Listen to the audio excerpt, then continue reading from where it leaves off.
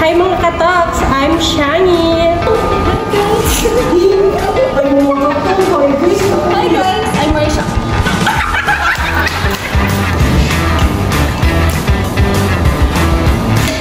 Oh, hi there! My name is Pons. Hi mga katoks!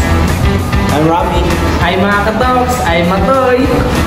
Hi everyone, my name is Mars. Hi, I'm Zel. Hi, I'm yours. Hi, I'm Cassie. Hi, I'm Nias. Hey there!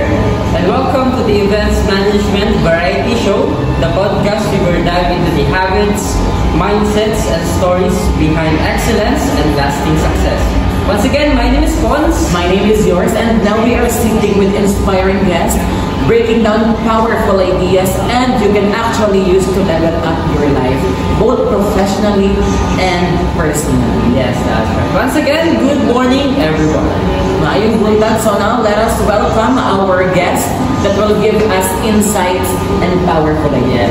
Let us start with Miss Janice. We have Theodoro, we have Dan, we have Your name again? So, looking fresh. Wow! And looking handsome. Excited that we will be having our new podcast. And guys, by the way, how are you right now? How do you feel right now? They're all fine. Yes. Siguro nakatulog sila ng maayos. Baga mga fresh sa Pilipino, nakalingkawas din sila sa events, no? At mukhang masaya. And by the way, si Chan ba? Kung balabarte, sige na siya katawa. Kanina ba?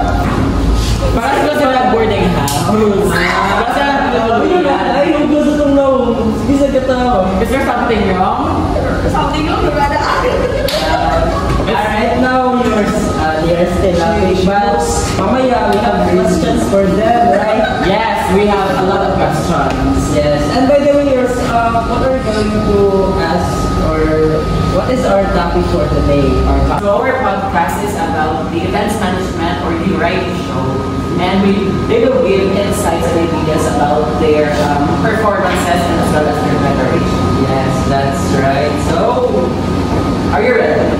yes, I think they are ready. So maybe we should start with the first question.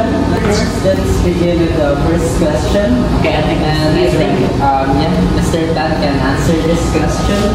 So Mr. Rami, what have you learned in planning and organizing your event proposal? For me, I've learned a lot. Very important is you have something clear plan, and also organize all stuff or paghahingahin sa pagga sa mga trabaho sa usap-usap. Mao nang pinaka-importante sa tanan. Kung naka-learn ko sa time management ko sa pagga.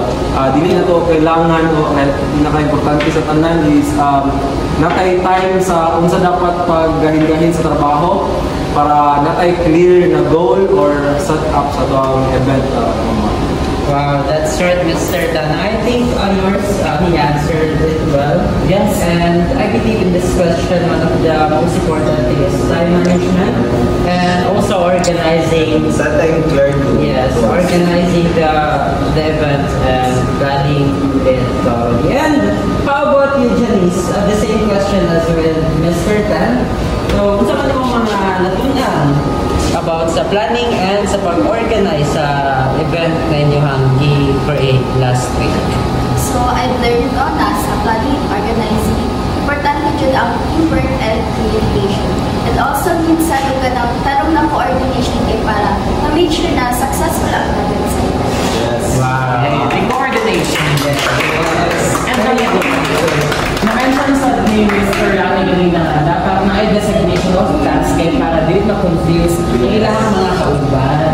Kabalo na dito sila usap. Yes, both of them have different answers but the same ideas in organizing and planning events. And of course, we have the second question, and this will be asked by Mr. Before we proceed to the second question, I think you have an additional. Do you have any idea in this? For the first question. Planning and organizing event proposal.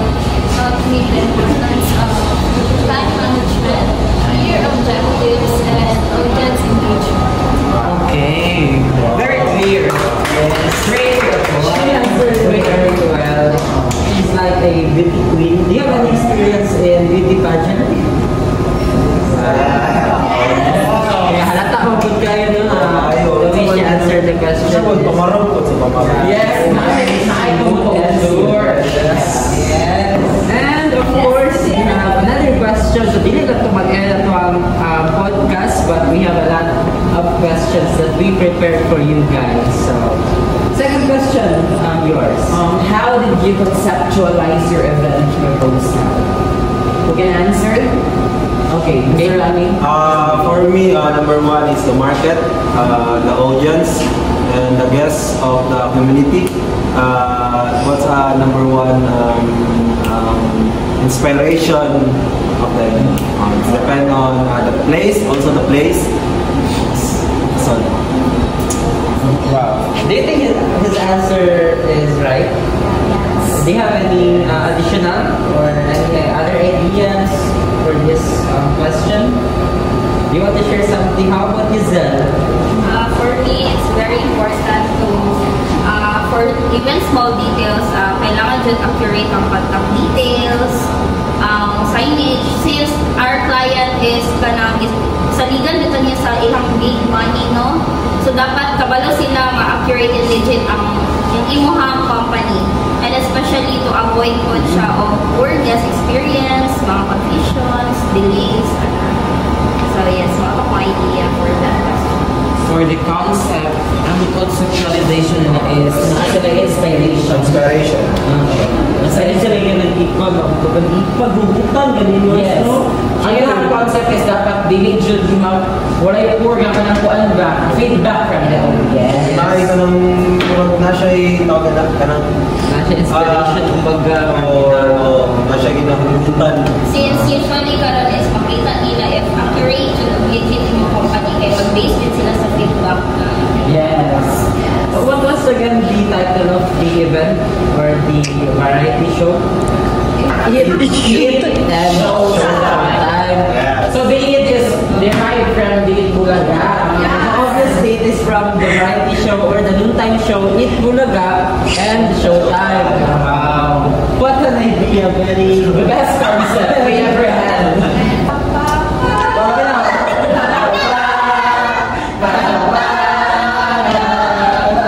Louder, please.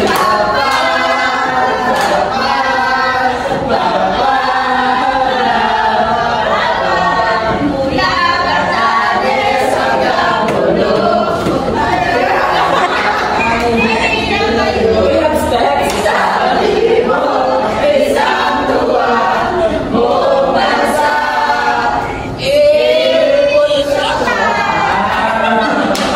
Ganun pala yan. Grabe, very creative. Yes, and very hugyaw. Yung substep ka ng ganyan. Kasi sa'yo, no? Yes. So, of course, let's proceed no, sa ikatulong question. I think this is one of the most crucial. Kung isa ka